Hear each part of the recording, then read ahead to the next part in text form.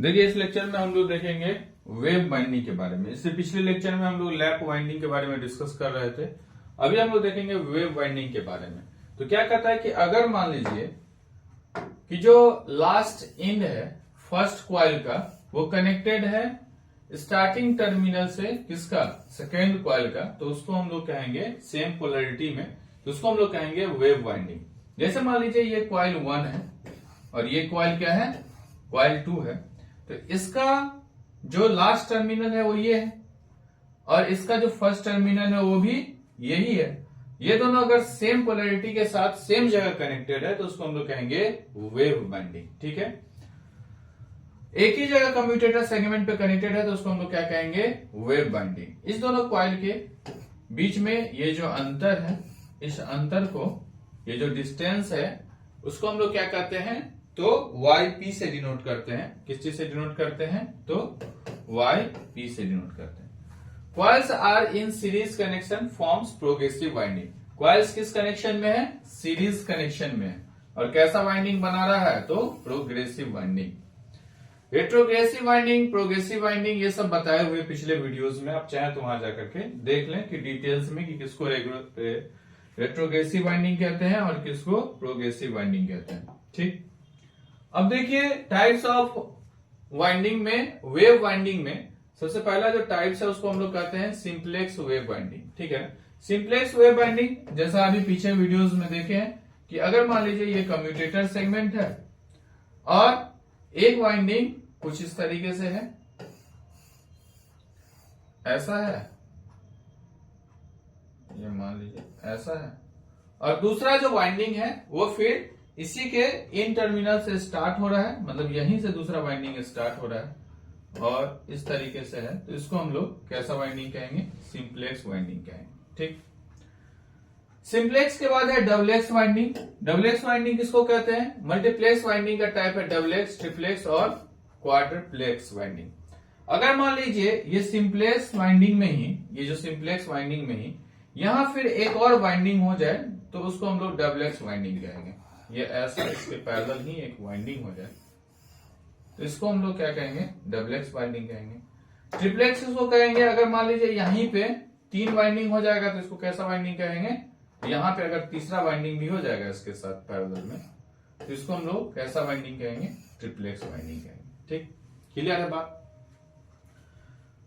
अब इसके बाद डबलेक्स हो, ट्रिप्लेक्स हो या फिर क्वाड्रप्लेक्स वाइंडिंग हो, कैरेक्टरिस्टिक्स क्या है वेव बाइंडिंग का, यह समझना जरूरी है। कैरेक्टरिस्टिक्स किसको कहते हैं कि ये जो वाइंडिंग है वो कैसे में होना चाहिए, सीरीज में होना चाहिए, और सीरीज में होगा तो सीरीज में क्या चीज जुड़ता है, सीरीज में वोल्टेज का वैल्यू जुड़ता है। तो सीरीज होने के कारण इसका जो वोल्टेज का वैल्यू होगा वो एड ऑन होगा और वोल्टेज का रेटिंग क्या हो जाएगा, ज्यादा हो जाएगा।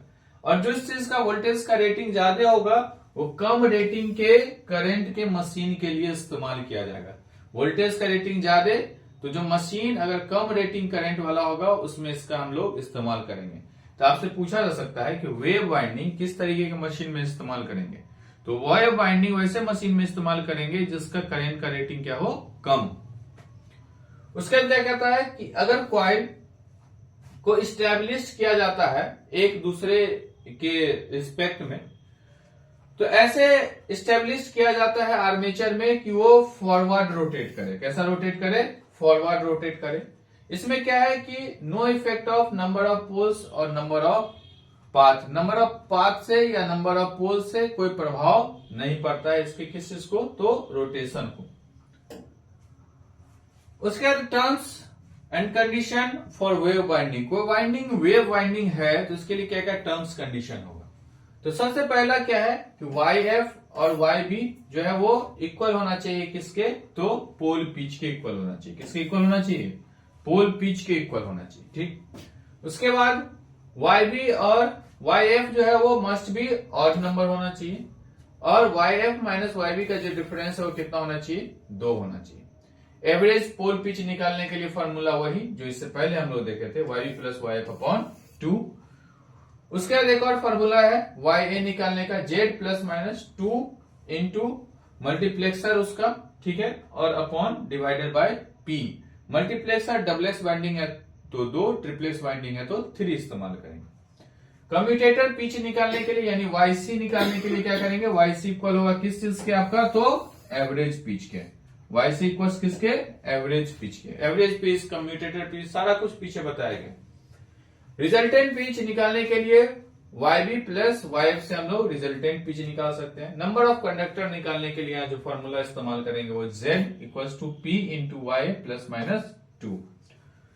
जो वेव बाइंडिंग है वो more restricted in its relation to the number of slots and number of coils then lap winding. क्या है, ये जो है वो बहुत ज्यादा रिस्ट्रिक्टेड है किस चीज को लेकर के, तो वो किस स्लॉट्स में उसका कितना नंबर होगा और नंबर ऑफ कॉइल्स किस स्लॉट में कितना होगा, इसको लेकर के रिस्ट्रिक्टेड है।